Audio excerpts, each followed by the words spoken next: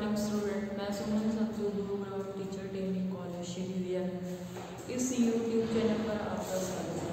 तो जो आपकी बुक है नॉलेज करिकुलम, तो उसमें अपनी चल रही है थर्ड यूनिट में आपका जो आज का टॉपिक है, उस टॉपिक का नाम है कि जो हमारा पाठ्यक्रम है, यानी कि हमारा जो सिलेबस है, पाठ्यक्रम में निर्माणकर्ता के रूप में शिक्षक की भूमिका। जो आज का हमारा टॉपिक है वो है पाठ्यक्रम निर्माणकर्ता के रूप में शिक्षक की भूमिका, यानी कि जो हमारा पाठ्यक्रम है उसमें जो शिक्षक है उसकी क्या भूमिका है निर्माणकर्ता के रूप में, यानी कि शिक्षक द्वारा ही जो पाठ्यक्रम का है क्या किया जाता है, निर्वहन किया जाता है। और जो उसकी शिक्षक की भूमिका है वो हमारे पाठ्यक्रम को बहुत ही प्रभावित करती है। और उसी के आधार पर जो हमारा पाठ्यक्रम है, यानी कि जो हमारा सिलेबस है, उसी के आधार पर उसे उच्च या निम्न स्तर का बनाया जा सकता है कि जो पाठ्यक्रम कितना भी उच्च श्रेष्ठ हो, उस पर स्थिति का क्यों न हो, उसको प्रस्तुत करने वाला जो शिक्षक है या टीचर है, जो पढ़ाने वाला शिक्षक अयोग्य है, तो हम शैक्षिक के उद्देश्यों को क्या कर सकते हैं, पूरा नहीं कर सकते या उसे प्राप्त नहीं कर सकते।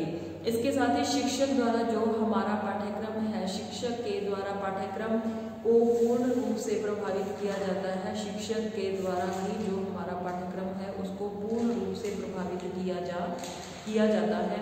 शिक्षक के सामाजिक स्तर, यानी कि जो हमारा शिक्षक है उसके सामाजिक स्तर पर प्रत्यक्ष एवं अप्रत्यक्ष रूप से जो हमारा पाठ्यक्रम का है प्रभाव पड़ता है। किसके रूप में? हमारे शिक्षक के सामाजिक स्तर, यानी कि उसका प्रत्यक्ष एवं अप्रत्यक्ष रूप से उस पर क्या करता है, प्रभाव पड़ता है। अतः शिक्षक द्वारा ही पाठ्यक्रम पर पड़ने वाले प्रभाव को निम्नलिखित आधार पर हम बता सकते हैं कि जो हमारा सिलेबस है, यानी कि जो हमारा पाठ्यक्रम है, पाठ्यक्रम में हमारे जो शिक्षक की भूमिका जो है, भूमिका निर्माण करने की जाने वाली जो भूमिका है पाठ्यक्रम को क्या करती है, प्रभावित करती है। जो कि हमारा पाठ्यक्रम है वह कितनी भी उच्च स्तर श्रेणी का हो, उसे प्रस्तुत करने में अगर शिक्षक है जो वो अयोग्य शिक्षक है, तो हम शैक्षिक उद्देश्यों को प्राप्त नहीं कर सकते। तो इसमें सबसे पहले कौन सा पॉइंट आता है? इसमें सबसे पहले आता है शिक्षक का व्यवहार। क्या आता है? 1 नंबर इसमें शिक्षक, यानी जो आपका टीचर है, शिक्षक का व्यवहार। क्या आता है इसमें? आपका शिक्षक का व्यवहार। 1 नंबर आपका है शिक्षक का व्यवहार, यानी शिक्षक का व्यवहार है जो सामाजिक पृष्ठभूमि को क्या करता है, निर्धारित करता है। शिक्षक का व्यवहार सामाजिक पृष्ठभूमि को क्या करता है, निर्धारित करता है। और शिक्षक की मनोदशा के आधार पर ही पाठ्यक्रम का विकास किया जाता है, यानी कि जो हमारा पाठ्यक्रम है उस पाठ्यक्रम में शिक्षक का व्यवहार ही सामाजिक पृष्ठभूमि निर्धारित करता है। और शिक्षक की मनोदशा के आधार पर ही पाठ्यक्रम का क्या विकास किया जाता है। पर प्राचीन समय में क्या था, जो हमारा शिक्षक का व्यवहार था, प्राचीन समय में शिक्षक का व्यवहार था वो कैसा था, अत्यंत ही कठोर था। और इस कारण से जो भी नियम एवं उस टाइम के जो सिद्धांत थे उनका प्रभाव प्रदान करते थे उन पर, जो है कि प्राचीन काल में जो शिक्षक का व्यवहार था वह बहुत ही कठोर था। और उसके कठोर व्यवहार के कारण जो पाठ्यक्रम में नियम और सिद्धांत थे अपने प्रभाव को महत्व प्रदान करते थे। वे कभी इस तथ्य को स्वीकार नहीं करते थे। कौन? शिक्षक। वे कभी भी इस तथ्य को स्वीकार नहीं करना चाहते थे कि जो उनके पाठ्यक्रम है या उनके जो क्रियाकलाप हैं, जो उनका पढ़ाने का तरीका है या उनका पाठ्यक्रम, यानी कि उनका जो सिलेबस है, उनका पाठ्यक्रम है या उनके जो क्रियाकलाप हैं, उनका महत्व नगण्य हो तथा छात्र का महत्व अधिक हो। यानी कि जो भी वो पढ़ाते थे या जो प्रवचन देते थे वो अपने प्रवचनों को ही क्या मानते थे, सत्य मानते थे। उनका जो प्रभाव था या जो उनके क्रियाकलाप थे वो उनको नगण्य क्या करते थे, नगण्य रूप में स्वीकार नहीं करते थे। और जो हमारा नगण्य है वो छात्र का महत्व अधिक हो। इस व्यवहार के कारण जो हमारा उस टाइम का पाठ्यक्रम कैसा पाठ्यक्रम था? शिक्षक केंद्रित था। लेकिन वर्तमान में जो हमारा पाठ्यक्रम है वो कैसा है? बाल केंद्रित है। वर्तमान समय में सकारात्मक दृष्टिकोण के आधार पर जो हमारा पाठ्यक्रम है वो कैसा है? बाल केंद्रित है। इसके लिए जो हमारा पाठ्यक्रम का है उसका स्वरूप कैसा होना चाहिए? बाल केंद्रित होना चाहिए। इस प्रकार यह स्पष्ट होता है कि जो हमारा शिक्षक है, शिक्षक का व्यवहार एवं दृष्टिकोण पाठ्यक्रम के विकास को क्या करता है? अभिप्रेरित करता है। यानी कि जो हमारे शिक्षक का व्यवहार है, शिक्षक का व्यवहार एवं दृष्टिकोण जो हमारे पाठ्यक्रम को क्या करता है? अभिप्रेरित करता है। तो इसमें क्या आता है? शिक्षक का व्यवहार, यानी कि जो हमारे प्राचीन काल का जो हमारा शिक्षा की जो हमारा पाठ्यक्रम था वो कैसा था? शिक्षक केंद्रित था। लेकिन वर्तमान में जो हमारा पाठ्यक्रम है वो कैसा है? वो बाल केंद्रित है। और उसी के आधार पर हमारे पाठ्यक्रम को क्या किया जाता है? निर्धारित किया जाता है। उसके बाद दूसरा पॉइंट आपका इसमें आता है शिक्षक की योग्यता। दूसरा पॉइंट कौन सा है आपका इसमें? दूसरा पॉइंट है आपका शिक्षक की योग्यता। क्या आता है? शिक्षक की योग्यता। इसमें आपका दूसरा पॉइंट आता है शिक्षक की योग्यता। यानी शिक्षक द्वारा अपनी योग्यता के आधार पर ही पाठ्यक्रम के क्या किया जा सकता है? परिवर्तन लाया जा सकता है। किसके आधार पर? शिक्षक की योग्यता के आधार पर ही जो हमारा पाठ्यक्रम है, यानी कि जो हमारा सिलेबस है उसमें परिवर्तन लाया जा सकता है। शिक्षक की योग्यता के विकास में उसके परिवेश एवं समाज में उसकी समाज की महत्वपूर्ण भूमिका होती है। शिक्षक की योग्यता के विकास में जो पाठ्यक्रम शिक्षक की योग्यता के विकास में उसके परिवेश एवं समाज की महत्वपूर्ण भूमिका होती है। एक शिक्षक अपनी योग्यता के आधार पर, यानी कि एक शिक्षक है वो अपनी योग्यता के आधार पर ही यह बता सकता है कि जो शिक्षण अधिगम प्रक्रिया है, कि जैसे हम शिक्षा देते हैं बच्चों को, जो हमारा शिक्षण देने का तरीका है, शिक्षण अधिगम प्रक्रिया, छात्र में रुचि का प्रदर्शन क्यों नहीं रहा, कि छात्र उसमें पाठ्यक्रम में इंटरेस्ट रुचि क्यों नहीं ले रहे, यह कौन बता सकता है? केवल शिक्षक ही बता सकता है। यदि पाठ्यक्रम में किसी प्रकार की कठिनता या सरलता है, कि जो हमारा पाठ्यक्रम है उसमें किसी प्रकार की कठिनता आ रही है या सरलता है, सरलता जो के कारण यह स्थिति उत्पन्न हो रही है, जो कि जो हमारा पाठ्यक्रम है उस पाठ्यक्रम में किस प्रकार का जो कठिनता या सरलता के कारण यह स्थिति उत्पन्न हो रही है, तो उसमें है कि स्थिति उत्पन्न हो रही है, तो शिक्षक के सुझाव के आधार पर ही पाठ्यक्रम में परिवर्तन लाया जा सकता है। कि अगर शिक्षक योग्य है, शिक्षक की योग्यता के आधार पर ही उसको पाठ्यक्रम में और शिक्षक की योग्यता के आधार पर ही हम बच्चे को वो शिक्षा दे सकते हैं और अपने आधार पर ही पाठ्यक्रम में वो क्या कर सकता है? परिवर्तन कर सकता है, उसको सरल या कठिन बना सकता है। ये किसके आधार पर होता है? शिक्षक की योग्यता के आधार पर होता है। और अतः शिक्षक की योग्यता के द्वारा ही पाठ्यक्रम को अभिप्रेरित किया जा सकता है, कि जो शिक्षक है वो ही पाठ्यक्रम के मोटिवेशन लाके उसमें बच्चे को इसके शिक्षण दे सकता है। उसके बाद आ जाता है तीसरा पॉइंट इसमें आता है शिक्षक का प्रशिक्षण संबंधी ज्ञान। तीसरा पॉइंट इसमें है शिक्षक का प्रशिक्षण संबंधी ज्ञान। शिक्षक का प्रशिक्षण संबंधी ज्ञान। तीसरा पॉइंट इसमें है शिक्षक का प्रशिक्षण संबंधी ज्ञान। यानी शिक्षक है, शिक्षक को प्रशिक्षण सामान्य रूप से 2 स्थितियों में प्राप्त होता है। कि शिक्षक को जो प्रशिक्षण है वो सामान्यतः 2 प्रकार की स्थितियों में प्राप्त होता है। पहला तो है प्रथम क्या है? औपचारिक रूप में वो क्या करता है? विद्यालय, यानी कि प्रथम रूप औपचारिक जो उसका प्रथम रूप है उसमें तो वो औपचारिक रूप से विद्यालय व्यवस्था के अंतर्गत प्राप्त होता है, तथा द्वितीय समाज में रहकर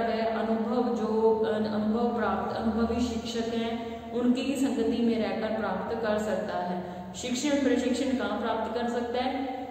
एक औपचारिक रूप में तो वह विद्यालय में प्राप्त कर सकता है, और दूसरा वह अनुभवी, जो समाज में अनुभवी शिक्षक हैं उनकी संगति में रहकर, यानी कि जो अनुभवी टीचर है, पुराने टीचर होते हैं या जिनका जो शिक्षण काल लंबे समय का होता है, उनकी संगति में रहकर कर सकता है। यदि प्रशिक्षण की योग्यता को धारण करने वाला होता है, यानी कि वो ट्रेनिंग लेता है उन लोगों से, शिक्षक यदि प्रशिक्षण योग्यता को धारण करने वाला हो तथा पाठ्यक्रम के स्वरूप को उचित रूप में विकसित करने वाला हो, विकसित करने का प्रयास करे तथा पाठ्यक्रम के अनुचित तथ्यों को हटाने का, जो उसमें पाठ्यक्रम में अनुचित तथ्य हैं उनको हटाने का प्रयास करेगा, क्योंकि वह अपनी प्रशिक्षण योग्यता एवं छात्रों की योग्यता के स्तर, जो उनके स्तर को ज्ञात करते हुए पाठ्यक्रम में उचित संशोधन करने का प्रयास करता है। तो इस प्रकार शिक्षण प्रशिक्षण संबंधी योग्यता पाठ्यक्रम को क्या करती है, उसकी प्रभावित करती है। यानी कि जो शिक्षक है, टीचर है, शिक्षक प्रशिक्षण संबंधी ज्ञान, अगर उसको प्रशिक्षण संबंधी ज्ञान है जो वो किससे प्राप्त करता है? शिक्षण प्रशिक्षण संबंधी ज्ञान सामान्यतः दो रूप में प्रस्तुत कर लेता है। एक तो औपचारिक रूप में तो विद्यालय से लेता है, दूसरा वह समाज में जो अनुभवी शिक्षक है उनसे प्राप्त करता है। जो शिक्षक है यदि प्रशिक्षण की योग्यता को धारण करने वाला है, कि उसकी योग्यता को धारण करने वाला है, तो वह अपने स्वरूप को उचित रूप में विकसित करने का प्रयास करेगा तथा पाठ्यक्रम में अनुचित तथ्यों को भी हटाने का प्रयास करेगा, क्योंकि वह अपनी प्रशिक्षण योग्यता एवं छात्रों के स्तर की योग्यता को ज्ञात करते हुए पाठ्यक्रम के उचित संशोधन करने का भी उसमें क्या करता है? प्रयास करता है। और इसी प्रकार शिक्षक की प्रशिक्षण जो है, प्रशिक्षण संबंधी जो योग्यता है वो उसको क्या करती है? प्रभावित करती है। उसके बाद है शिक्षक का समाज में स्थान। चौथा पॉइंट आ जाता है इसका, शिक्षक का समाज में सम्मान। चौथा पॉइंट इसमें आ जाता है शिक्षक का समाज, शिक्षक का समाज,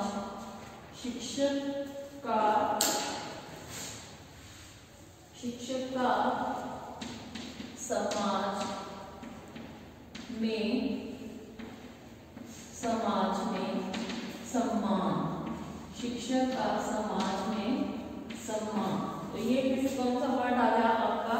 चौथा पॉइंट है कि जो उसकी शिक्षक की है समाज में कैसी रिस्पेक्ट है।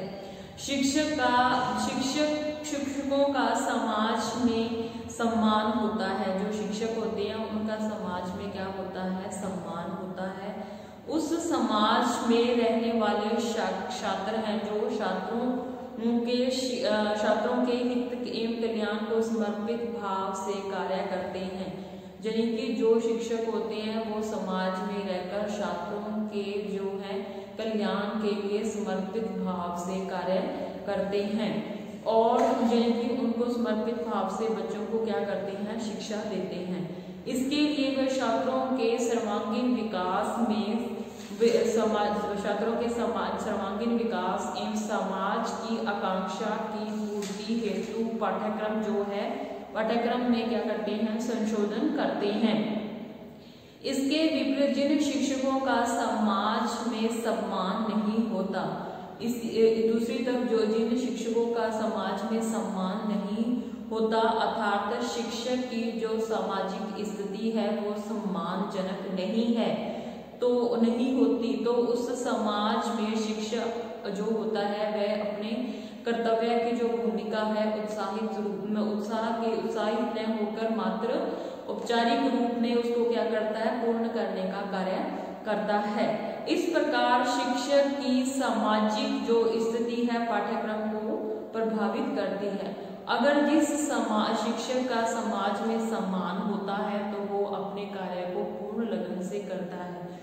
अगर जिन शिक्षकों का समाज में सम्मान नहीं होता वो केवल मात्र अपनी जो है सामाजिक स्थिति सम्मानजनक नहीं होती, वह अपने कर्तव्य के प्रति जो है उत्साहित न होकर केवल उसको क्या करते हैं, औपचारिकता पूर्ण ही कार्य करते हैं। इसलिए यह आवश्यक होता है कि शिक्षक का समाज में सामाजिक उसको सम्मान मिले। तो ये किसके अंतर्गत आता है, समाज में सामाजिक जो शिक्षक है उसका समाज में सम्मान। उसके बाद आपका आ जाता है 5वां पॉइंट आगे है शिक्षक का जीवन दर्शन।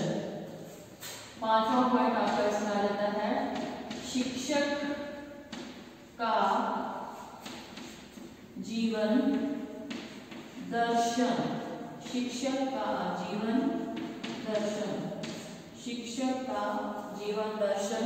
तो इस पॉइंट में देखो जो शिक्षक का जीवन दर्शन है यानी कि उसका जो रहने का तरीका है या जो उसकी आर्थिक स्थिति है, तो जो भी है शिक्षक का जीवन दर्शन है वो पाठ्यक्रम के विकास को क्या करता है, प्रभावित करता है।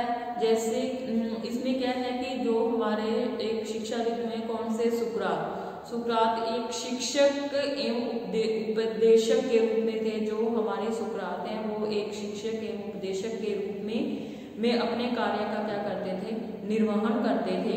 उसकी प्रश्न विधि है, सुकरात की जो प्रश्न प्रविधि है वो आज भी हमारे पाठ्यक्रम में उसको क्या किया जाता है, स्थान प्रदान किया जाता है। क्योंकि उसकी जो सामाजिक पृष्ठभूमि थी वो कैसी थी, तत्कालीन समय की विचारधारा से अलग नहीं थी कि जैसा टाइम था उसी के आधार पर, जैसा समाज की परिस्थिति थी उसी के आधार पर उनका क्या था, पाठ्यक्रम था।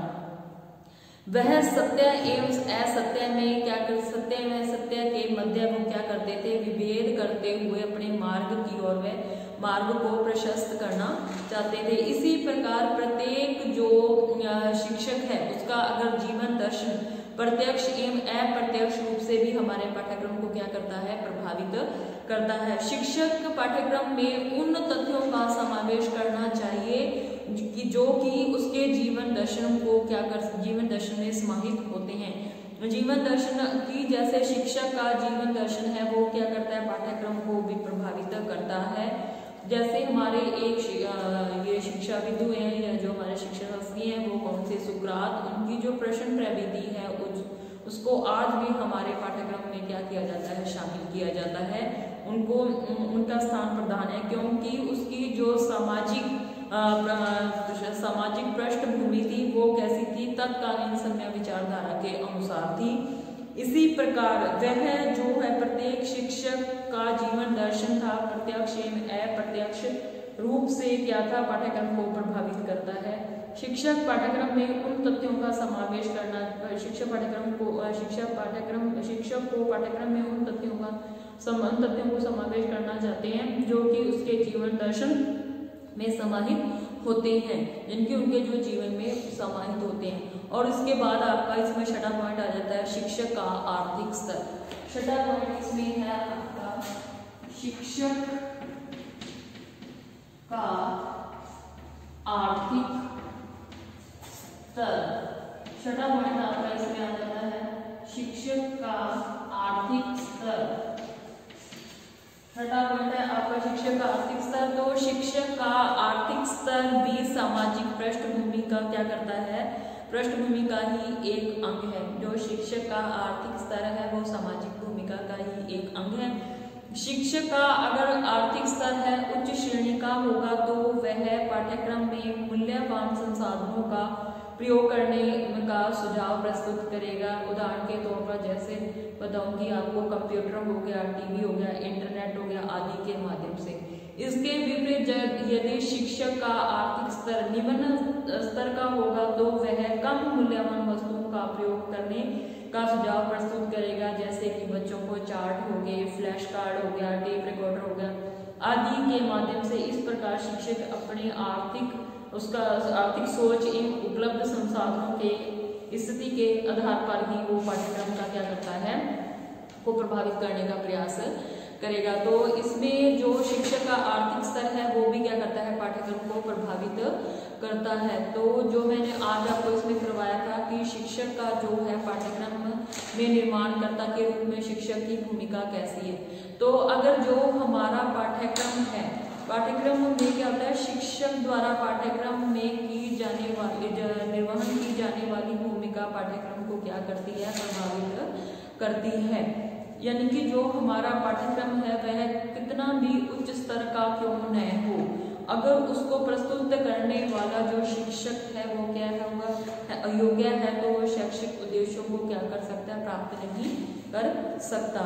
और शिक्षक द्वारा पाठ्यक्रम जो है, शिक्षक के द्वारा पाठ्यक्रम को पूर्ण रूप से प्रभावित किया जाता है और शिक्षक के सामाजिक स्तर पर ही पाठ्यक्रम पर प्रत्यक्ष एवं अप्रत्यक्ष रूप से प्रभाव पड़ता है। तो इसमें मैंने आपको 6 पॉइंट बताए हैं। कौन कौन से? पहला है शिक्षक का व्यवहार। अगर शिक्षक का व्यवहार सामाजिक पृष्ठभूमि से संबंधित निर्धारित होता है, यानी कि जो शिक्षक की मनोदशा के आधार पर ही पाठ्यक्रम का विकास किया जाता है, कि जो शिक्षक की मनोदशा है उसी के आधार पर पाठ्यक्रम का विकास किया जाता है। जैसे कि प्राचीन काल में, यानी कि प्राचीन समय में जो शिक्षक की भूमिका थी, उस टाइम जो शिक्षक का व्यवहार था, प्राचीन काल में सभी शिक्षक अपने कठोर व्यवहार के कारण पाठ्यक्रम के नियमों एवं अपने प्रभाव को महत्व प्रदान करते थे।